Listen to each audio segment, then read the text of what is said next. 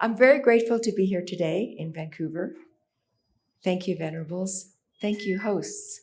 And to my colleagues, thank you to my funders and to my Buddhist teachers.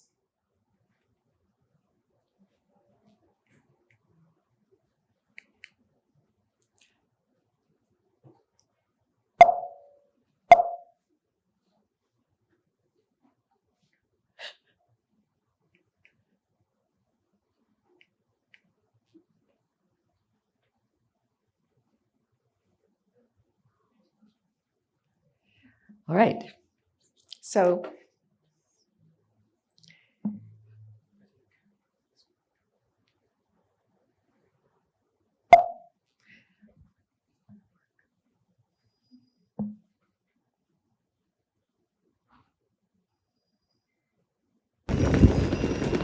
wonderful. So we're in Vancouver today, and this is where you usually find me, though, on site, working in remote Buddhist monasteries with the wind and the cold, etc.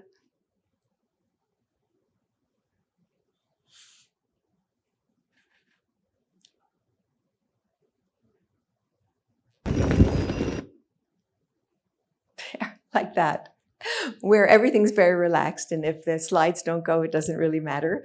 So this is where I also work, which is on the remote Tibetan plateau.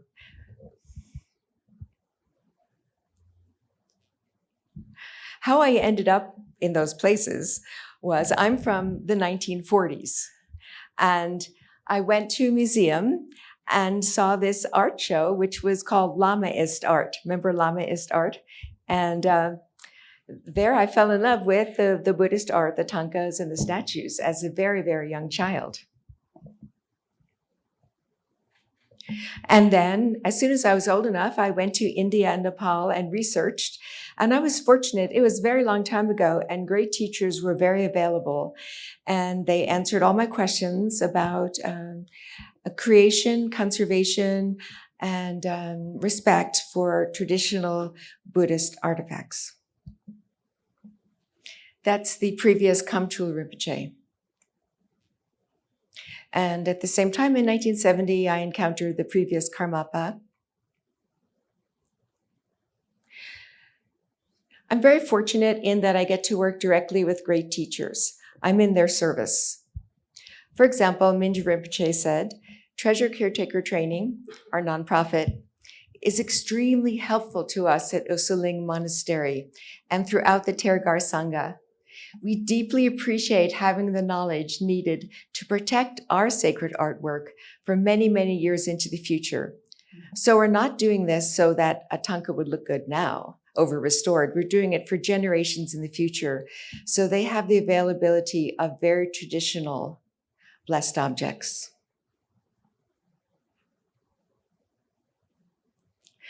The first time I became grateful to Buddhistdoor was after I met Raymond Lam in Hong Kong a long time ago, and he wrote this article about my work.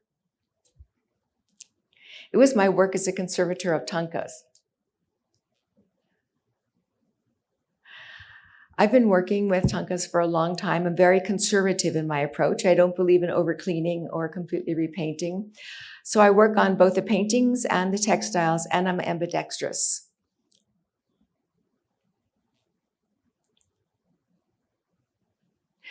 I am invited by museums to write conservation reports on their tanka collections. This is in Sweden at the Sven Hedin collection. And I get to speak in so-called important places, although for me, working in a monastery is more important. This is at the British Museum. And recently I was lecturing at the Palace Museum in Beijing. And I really had a good time with the students in Beijing at CAFA, the Central Academy of Fine Arts. They were studying wall painting conservation. I also work in communities where the conditions of preservation for blessed objects is not the same as in museums. It's very different.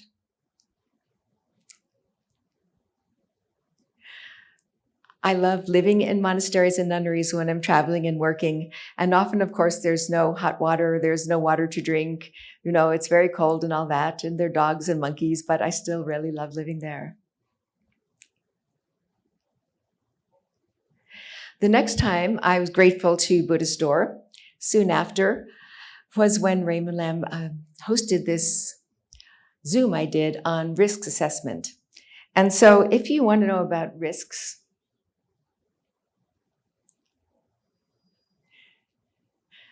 that's what we're talking about. In other words, if you want if it's within your culture to have your sacred art objects last for future generations, then some information about risk assessment in monasteries is very helpful.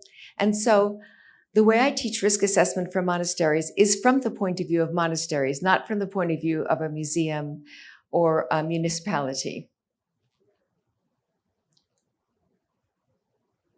Because monks and nuns are so practical, every risk that is standard for risk assessment, they have encountered. Rodents, water damage, everything. And so I still continue this. I'm teaching this to monks and nuns in Ladakh just in 3 weeks. This has never been taught there before. This is in Bhutan, and this is in Dharamshala.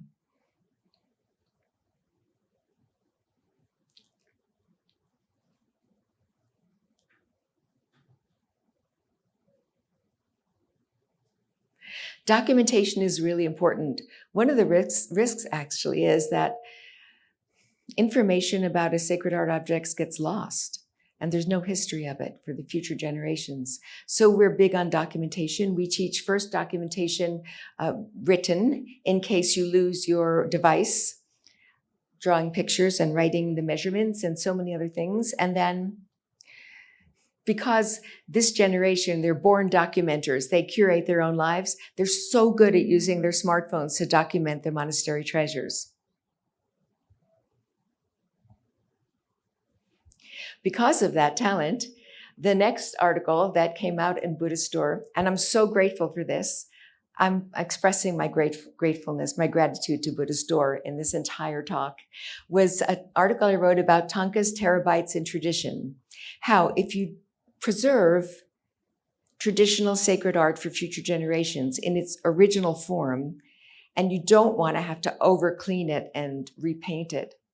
If you want to have the original preserved for future generations, then you can do your restoration to reveal, for example, iconography in the digital realm, purely in the digital realm. It's been translated widely. This is Mongolian. When I work in monasteries, this is how I find thangkas. I call these traditional monastery condition. So another conservator might say, oh, we have to clean this and we have to repaint the iconography. No, this is accurate for where it lives. This is part of the village tradition. I'm not going to change it. But if they want to reveal the original iconography for future generations and for meditation purposes, we can do that purely in the digital realm without harming the originals. It's the time for it. This monk, he's in his traditional family shrine room, very traditional looking, but it's not.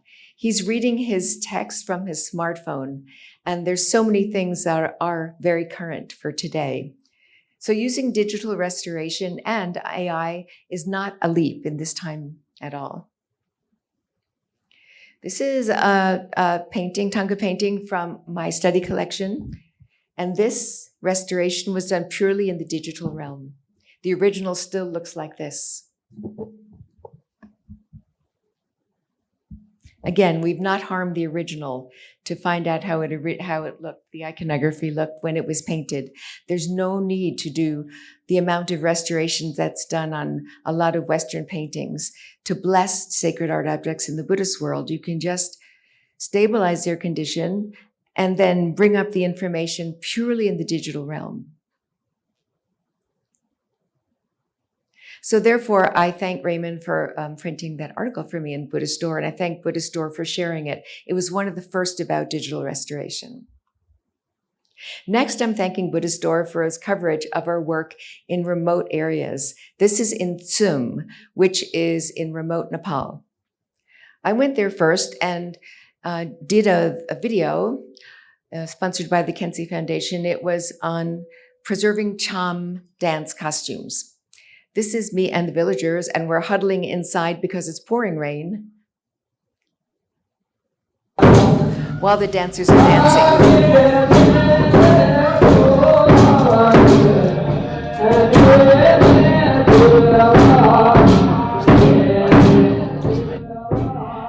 So it kept raining.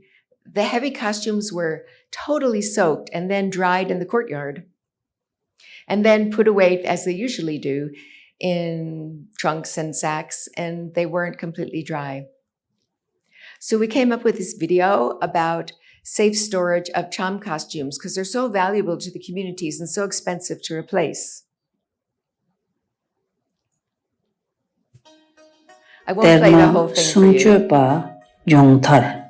Nombe Dharma Minyam Sunchok Jungkung Chamgu Cha Chepe Kapla Tsem Jizung Sapsap Tine.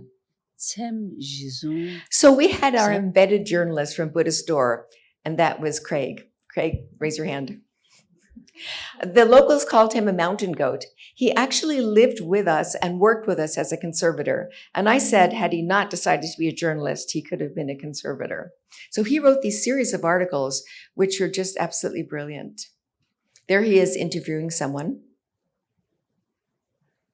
The first article was the first temple we worked in. We always include the community in our work.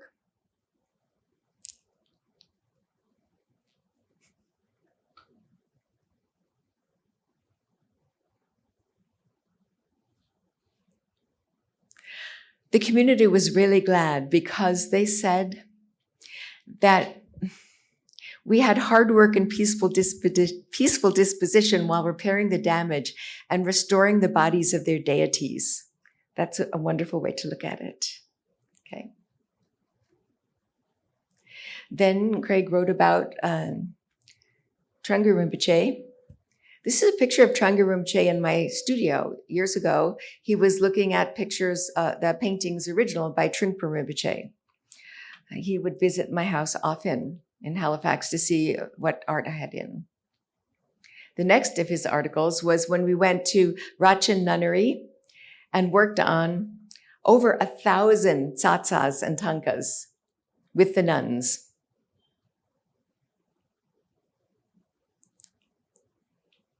Again, so all the nuns, are very happy for that. Thank you very much from our heart. That was from the Geshe and the nuns.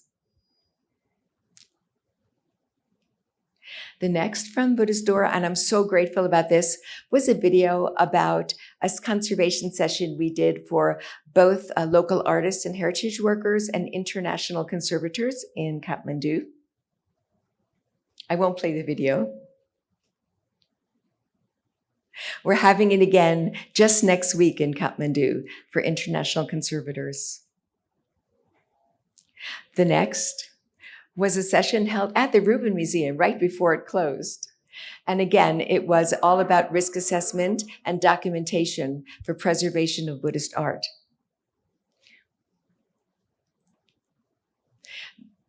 I'm almost done with talking now. We can go for our tea. But I wanted to say that I'm grateful for this Buddhistdoor coverage of a workshop I was allowed to do in Yushu City for Rinpoches and Khenpos from very, very remote monasteries in Qinghai province. They brought their monastery treasures to learn how to preserve and document. Those are the treasures from their monasteries that they brought to my workshop.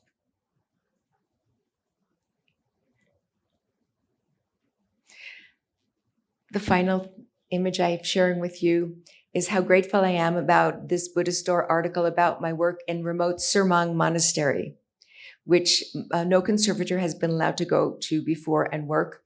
And I was there just in May documenting Surmang treasures.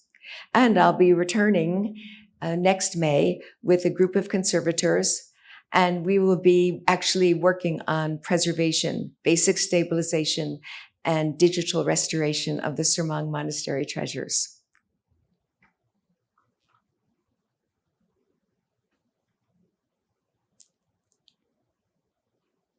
This is Surmang, very remote. You can see how happy I am being a conservator in the monasteries. Really happy. So again, I'm grateful to Buddhistdoor, sincerely grateful for sharing with the world information about conservation by using our work in different monasteries and museums and universities and Kathmandu as examples. And the journalists were so professional and accurate about writing about the scientific elements of my work and culturally nuanced elements of the work. So again, I'm very grateful to Buddhistdoor. So that's what my talk was all about.